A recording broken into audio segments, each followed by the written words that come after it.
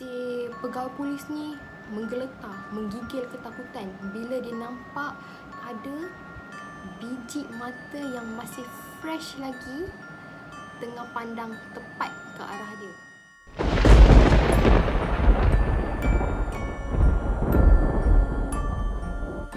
Assalamualaikum warahmatullahi wabarakatuh dan selamat sejahtera. First of all, nak tanya, korang raya mana tahun ni? Korang raya dekat kampung ke atau dekat rumah korang sendiri?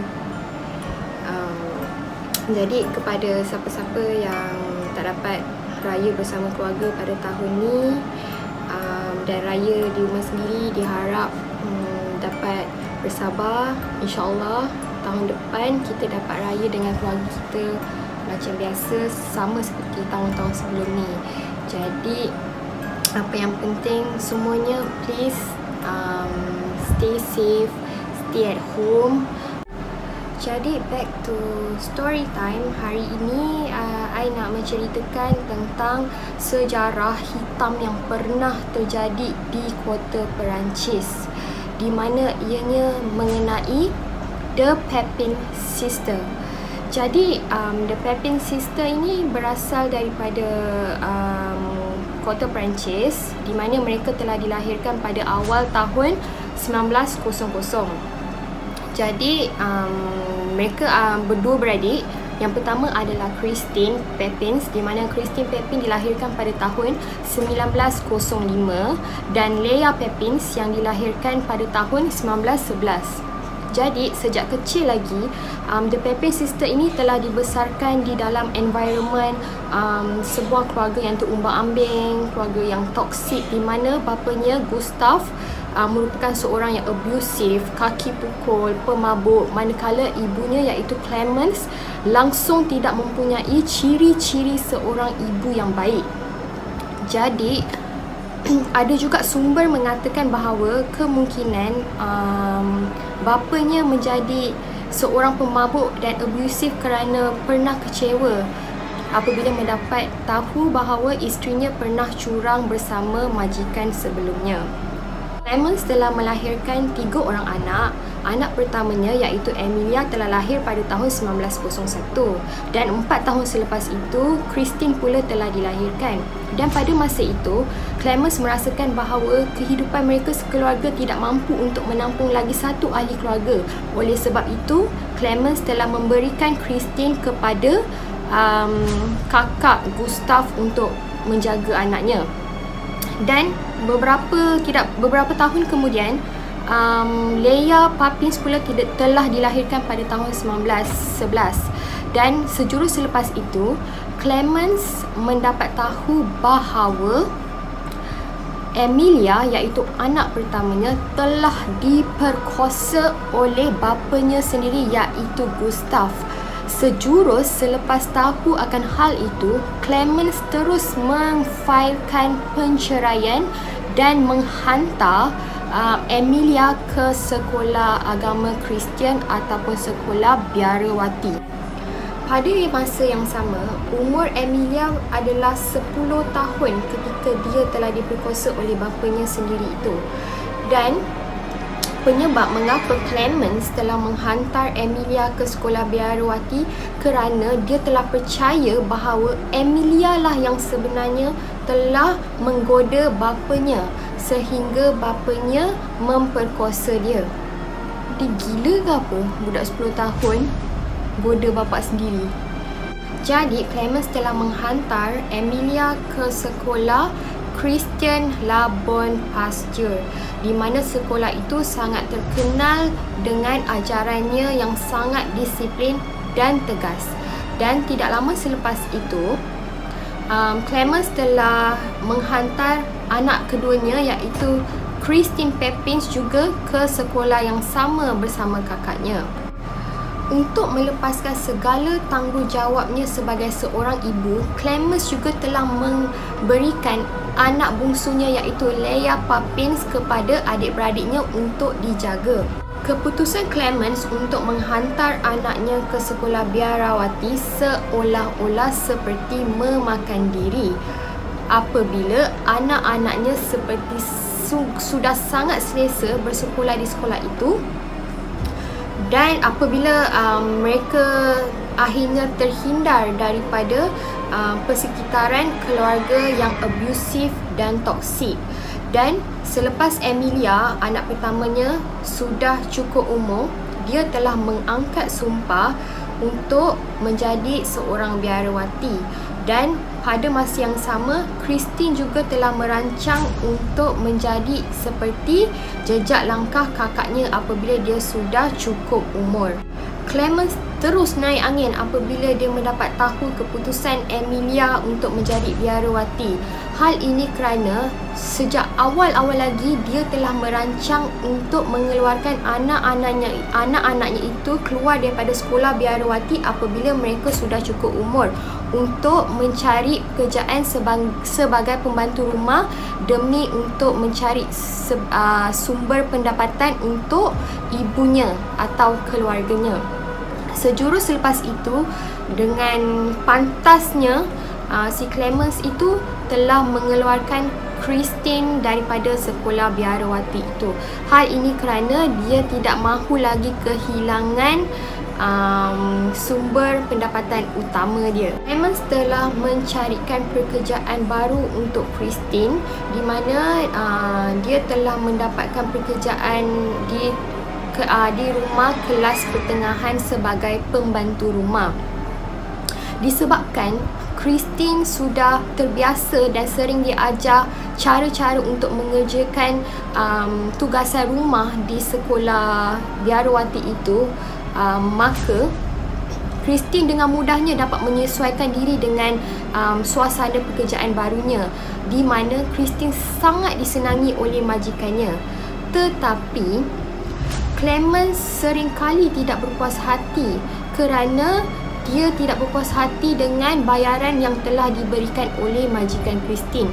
Oleh itu, Christine seringkali berhenti dan seringkali menukar kerja ke tempat lain untuk mendapatkan gaji yang lebih tinggi lagi untuk diberikan kepada Clemens.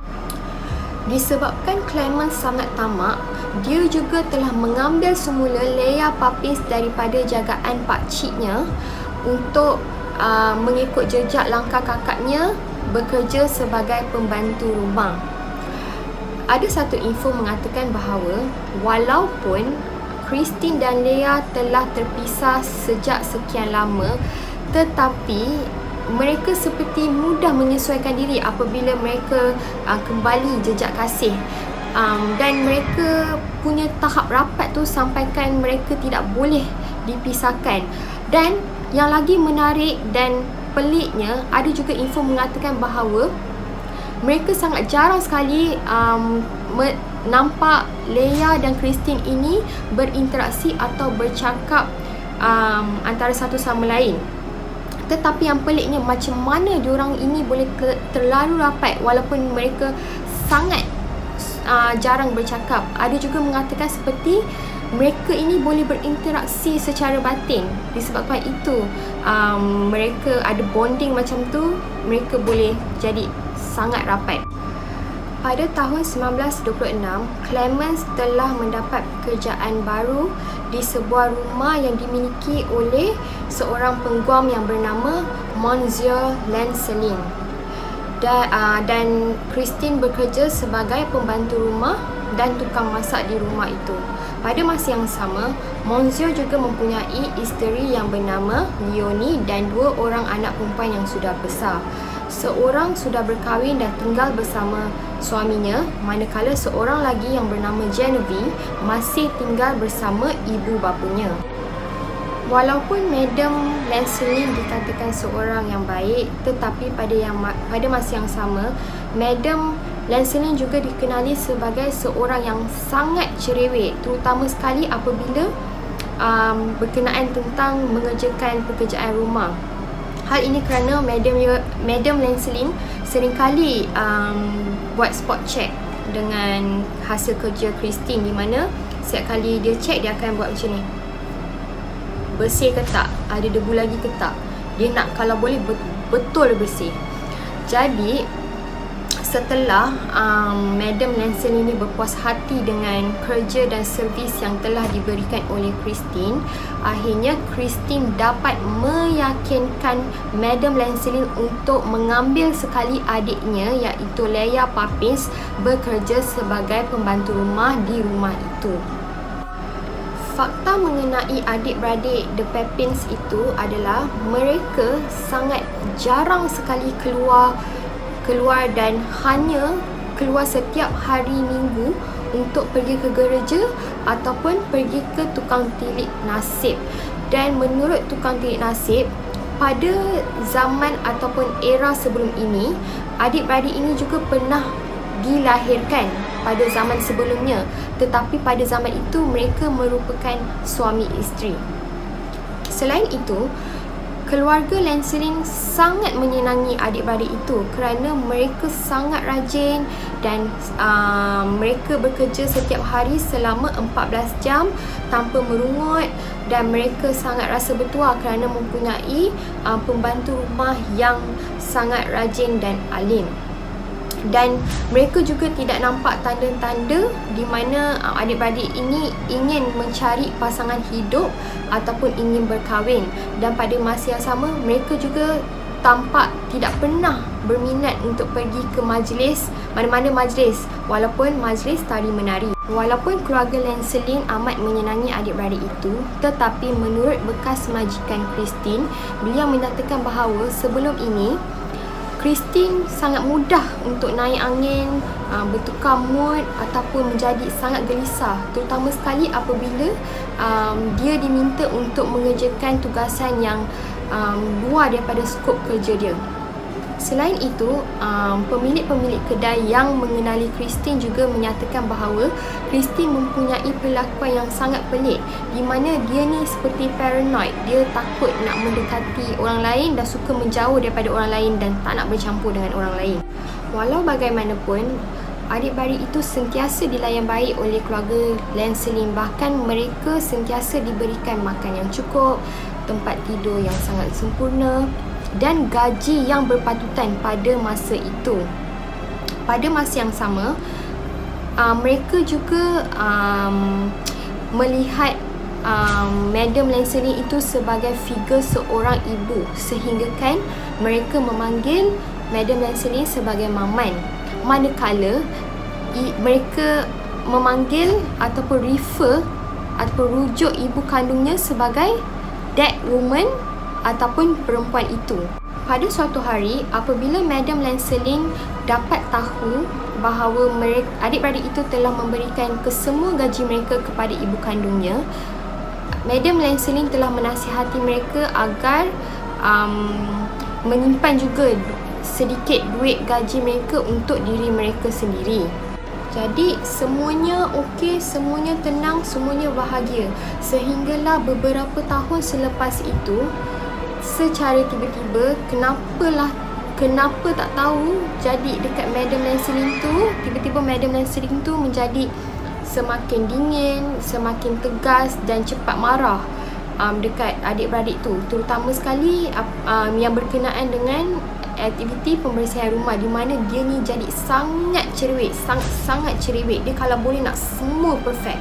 Ketegasan Madam Lancelin itu menyebabkan dia juga melakukan kekerasan fizikal terhadap adik-beradik itu, sehinggakan pada suatu hari dia telah mencubit Leia dengan sekuat hati dan menolak Leia dan memaksa Leia untuk berlutut di lantai dan memungut cebisan kertas yang ada di lantai tersebut. Hal ini kerana Leia terlupa untuk menyapu cebisan kertas itu ketika menyapu rumah tersebut. Disebabkan hal itu, Leia sangat kecewa dan telah pergi mengadu kepada Christine dan menyatakan bahawa jika Madam Lancelin berani lagi buat perkara yang sama, dia berjanji dia akan cuba mempertahankan dirinya. Pada 2 Februari 1933, Madam Lancelin dan anaknya Genevieve telah keluar untuk pergi membeli belah, manakala suaminya pergi untuk bekerja seperti biasa. Dan pada macam suatu petang ataupun time tu dah malam, Ketika Madam Lancelin dan anaknya Genevieve pulang ke rumah selepas membeli belah, mereka terkejut kerana secara tiba-tiba mereka lihat seluruh rumahnya gelap gelita. Jadi Madam Lancelin ni dah bertanyakan hal ini kepada Christine. Kenapa rumah mereka tiba-tiba gelap? Kenapa tak ada bekalan elektrik? Kenapa bekalan elektrik putus? Jadi time itulah Christine menerangkan kepada Madam Lancelin bahawa ketika dia cuba untuk plug in kan iron baju tu, dia nak plugkan iron baju tu, tetapi dia tersalah plug. Dia pergi plug in dekat plug yang telah rosak. Oleh sebab itulah berlakunya short and bekalan elektrik terus putus. Dan pada masa itu Madam Lancelin tersangatlah marah sebab dia kata benda ini dah berlaku 2 kali dalam seminggu, dan tempat tempat shot tu dah pernah dibutuhkan sebelum ni. Macam mana boleh lagi sekali rosak? Dan disebabkan hal itu mereka bertengkar, dan pada masa yang sama Madam Lancelin ni terus naik angin, tengking-tengking si Christine ni. Apabila Christine tak tahan sangat dengar bebelan atau kemarahan Madam Lancelin ni, secara tiba-tiba dia telah mencapai 1 jug, tak tahulah jug logam ke, jug besi ke, dia telah baling tepat ke arah Madam Lancelin sehingga Madam Lancelin jatuh. Dan pada masa itu si Genevieve datang dan terus menyerang Christine untuk membantu ibunya. Dan pada masa yang sama Leah mendengar macam bunyi bising, bunyi orang tengah bergaduh. Jadi Leah pun datang. Bila Leah datang, dia pun terkejut tengok benda tu, and dia pun tolong kakak dia. Dia pun belasah juga si Genevieve dengan mak dia. And pada masa tu si Christine entah macam mana, dia macam naik gila sangat. Dia boleh hempas kepala Madam Lancelin tu, dia hentak dekat lantai, and dia jerit dekat Leah, kau buat benda yang sama dekat anak dia. Jadi Leah ni macam robot, dia macam kena pukau, dia pun pergi buat lah. At the same time si Christine pun jerit kat Leah, aku akan bunuh mereka, aku akan bunuh mereka. And pada masa yang sama si Christine ni pun dia cuba korek biji mata si Madam Lancelin ni, and dia pun suruh Leah buat benda yang sama dekat anak dia iaitu Genevieve. Dan pada masa yang sama Genevieve pun pergi buat benda yang sama, bukan Genevieve, si Leah tu pun pergi buat benda yang sama dekat Genevieve. Dia pun pergi korek biji mata si Genevieve tu. Jadi masa tu lah si mangsa dah terkapai, dah lemah, tak bermaya, at the same time dah tak boleh lihat lagi. Time tu si adik-beradik ni dia tak puas lagi, dia pergi ambil pula barang-barang tajam. Dia pergi ambil tukul, dia pergi ambil pisau untuk meneruskan aktiviti habiskan nyawa 2 anak beranak tu. Dengan menggunakan alat-alat yang tajam tu, si adik-beradik Pepins tu dia dah pergi pukul-pukul mangsa dengan penukul, dengan dia tikam mangsa berkali-kali sampaikan mangsa merayu-rayu, menjerit-jerit kesakitan, minta untuk dibelas kasihan. Tapi sikit pun adik-beradik tu tak hiraukan. Dan pada masa yang sama, selepas mereka percaya yang mangsa telah tidak bernyawa lagi, jadi adik-beradik tu plan untuk memasak mayat mangsa. Tetapi sebelum tu diorang punya kejam, diorang dah pergi lagi sekali, diorang pergi ambil sapu si Genevieve period. Jadi diorang dah pergi ambil darah Genevieve and sapu kat seluruh badan dua orang mangsa tu. And then at the same time dia tore-tore dekat bahagian kaki ni, dekat peha, dekat thighs ni semua. Dia tore. Lepas tu dia potong. Lepas tu dia pergi, si Christine ni pergi masak mayat tu. Dia pergi buat guna resepi cara-cara untuk memasak daging arnab, di mana dia dapatkan resepi tu daripada buku masakan. Jadi lepas diorang dah puas, diorang dah buat aktiviti keji tu, diorang kemas-kemas, dia tinggalkan mayat tu tapi dia orang berkemas untuk diri sendiri. Dia pergi membersihkan diri sendiri dengan tak ada perasaannya, dengan tak ada rasa bersalah. Dia orang pergi naik balik dekat bilik dia orang and pergi berehat. Selepas itu, apabila Monsieur Lancelin pulang ke rumah, dia telah mendapati bahawa seluruh rumah itu telah berkunci rapat. Jadi Monsieur Lancelin ni berfikir, oh, mungkin isteri dan anaknya telah pergi ke majlis untuk makan malam seperti apa yang mereka telah janjikannya, di mana mereka telah berjanji untuk pergi makan malam bersama rakan-rakan. Jadi Monsieur tanpa curiga, dia terus gerak pergi ke destinasi tempat majlis tersebut. Tetapi apabila si Monsieur ni telah sampai ke destinasi, dia mendapati bahawa anak dan isterinya masih tidak sampai lagi. And time tu lah dia dah start rasa tak sedap hati. Time tu lah dia cakap, ni mesti ada something happen. Jadi dia ajak seorang kawan dia untuk patah balik, pergi balik dekat rumah dia untuk check balik apa dah terjadi. Jadi masa dia sampai dekat rumah dia tu, dia mendapati bahawa seluruh rumah dia tu gelap gulita. Cuma satu je dia nampak dekat tingkat atas, kat tingkat 3, di mana tingkat pembantu rumah dia ada macam sama-sama, terang-terang sama lampu lilin. Jadi time tu dia dah start rasa tak sedap hati ni. Jadi dia dah pergi panggil pegawai polis untuk check dalam rumah tu. Dia kata dia rasa ada something happen. Jadi time tu si polis ni dengan Monsieur dengan rakan dia pun check lah masuk rumah tu. Jadi bila dia dapat masuk dalam rumah tu, masa si pegawai polis tu cuba suluh dekat tangga rumah tu, dekat tingkat 2, dekat mana tempat kejadian pembunuhan tu berlaku, tiba-tiba je si pegawai polis ni menggeletar, menggigil ketakutan bila dia nampak ada biji mata yang masih fresh lagi tengah pandang tepat ke arah dia. And time tu lah si pegawai polis tu cakap dengan Monsieur and kawan dia, okay, korang pergi turun dekat bawah dulu, korang tunggu kat bawah, biar aku yang check. Jadi time tu dia check lah, dia check kat tingkat 2, dia check. Lepas tu time tu lah dia nampak pemandangan yang amat mengerikan, iaitu mayat 2 beranak tu. Di mana masa tu mayat tu sangat mengerikan. Masa tu dia nampak biji mata si Madam Lancelin tu dah kat luar, dekat, you tahu tak, dekat ni, dekat lipatan shawl yang dia pakai dekat leher dia. Dekat situ lah, kat sini ada terjuntai, tergantung dia punya biji mata. And masa tu dia kata dia dah tak dapat recognize lagi dah mayat tu, sebab mayat tu sangat teruk.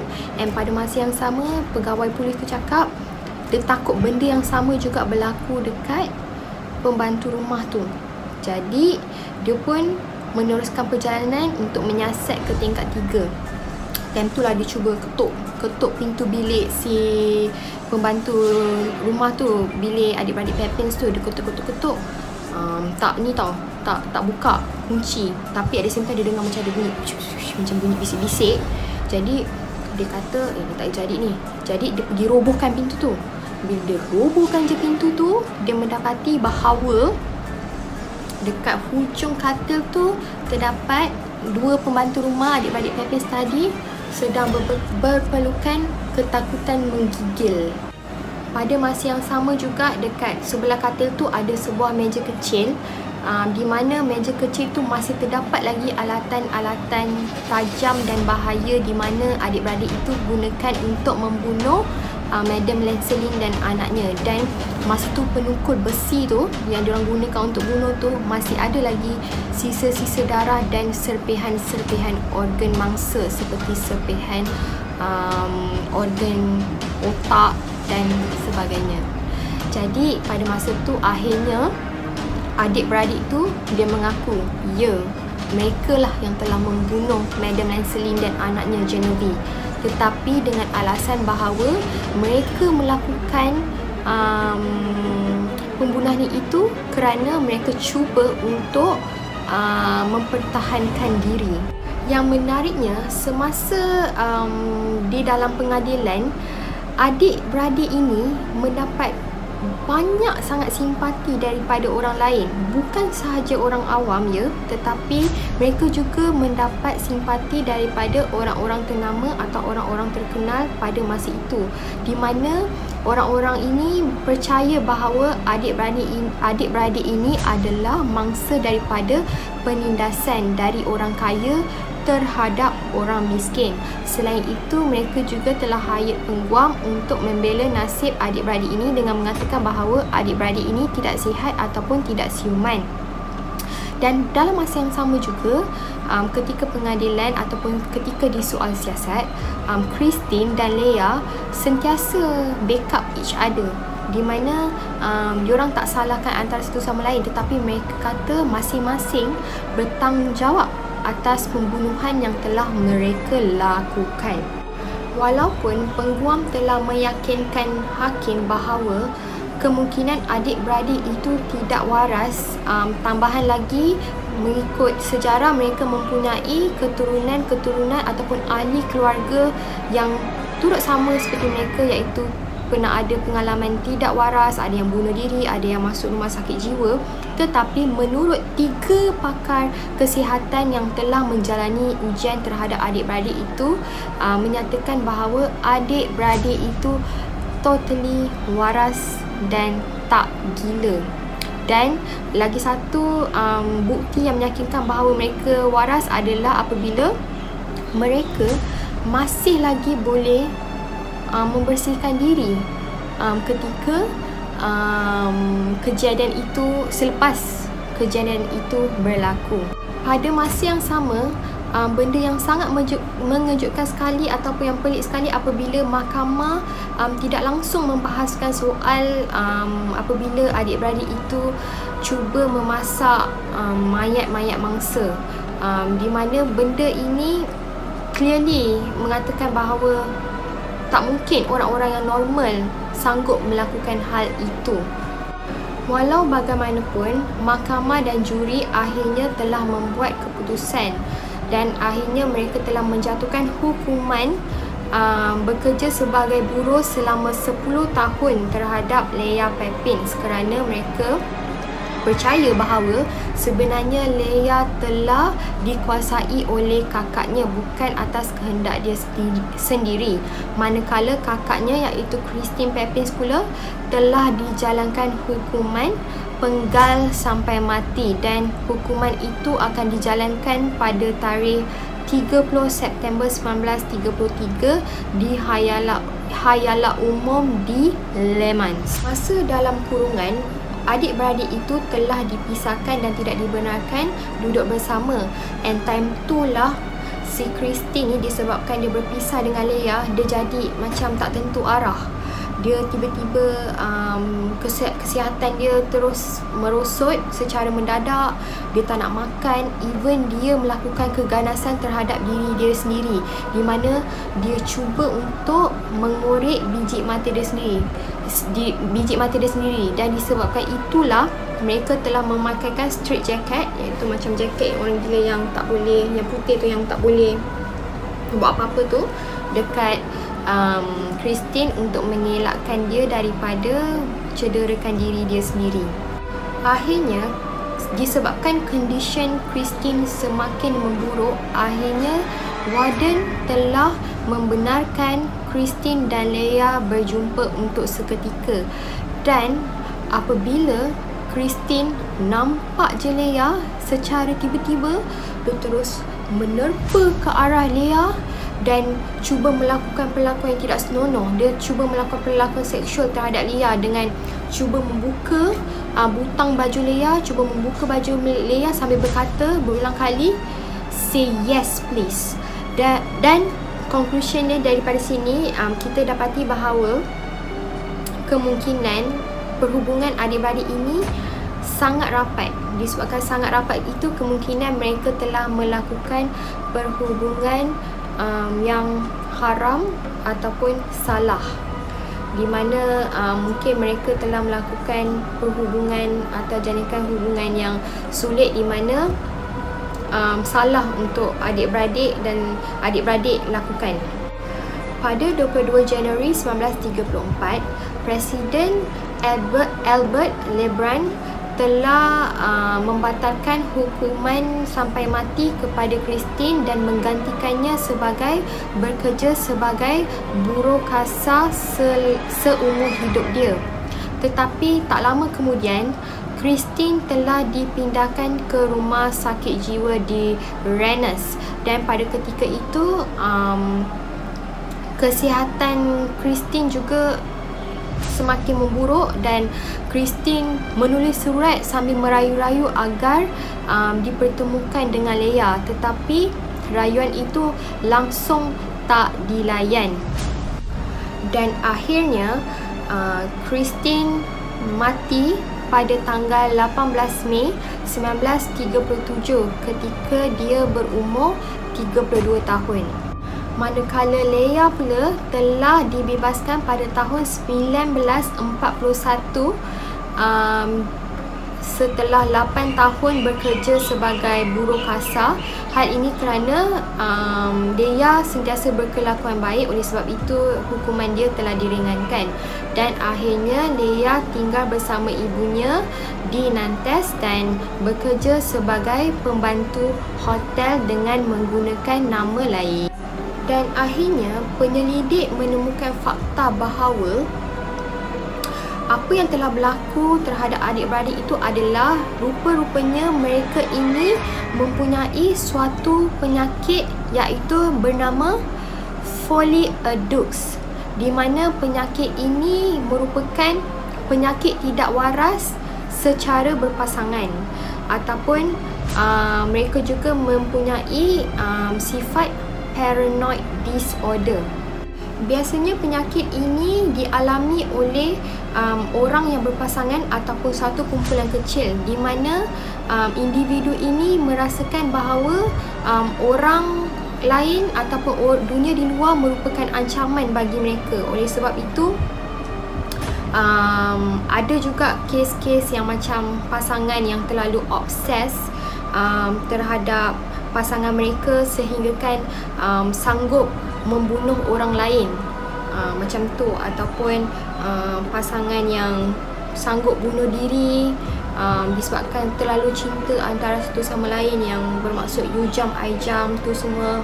Itu semua adalah satu simptom-simptom Folie-à-Deux. Dan salah satu contoh yang sesuai untuk penyakit ini adalah daripada kes The Pepin Sister ini. Jadi The Pepin Sister ini sampailah sekarang masih menjadi ataupun masih terkenal sebagai peninggalan sejarah hitam bagi negara Perancis, kerana pembunuhan mereka boleh dikatakan sangat kejam. Tak tahu, jadi conclusionnya sekarang tak tahu kenapa mereka jadi macam tu. Siapa yang salah? Adakah sebab mak bapak dia ke, ataupun sebab madam tu sendiri yang salah, ataupun sebab diri mereka sendiri yang salah? Sebab based on keturunan dia yang mereka pun daripada keluarga yang ada yang tak waras, jadi diorang pun apa orang cakap apa entah whatever. Tapi apa-apa pun, thank you kepada yang dah tengok sampai habis. InsyaAllah kalau ada cerita baru lagi, I akan ceritakan. Okay, bye.